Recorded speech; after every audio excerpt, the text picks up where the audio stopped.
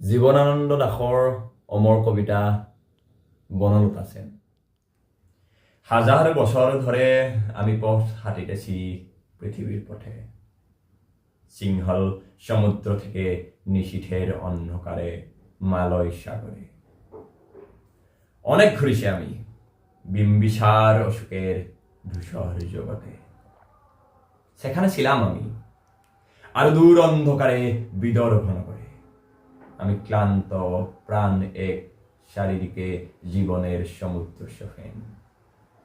আমারে দুরন্ত শান্তি দিয়েছিল নাতুরের বনলতা সেন। সুলতার কবেকার অন্ধকার বিদিশার নিশা, মুক্তার শ্রাবন্তের কারুকার্য অতি দূর সমুদ্রের পর।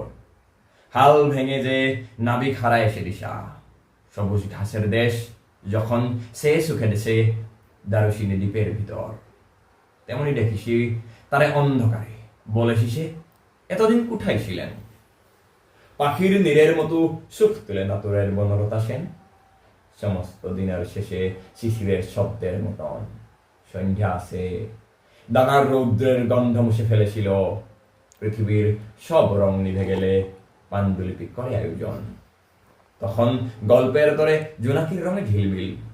সব পাখি ঘরে আসে, সব নদী ফুরায়ে জীবনের সব লেনদেন। থাকে অন্ধকার মুখোমুখি বসিবার বনলতা সেন। নমস্কার।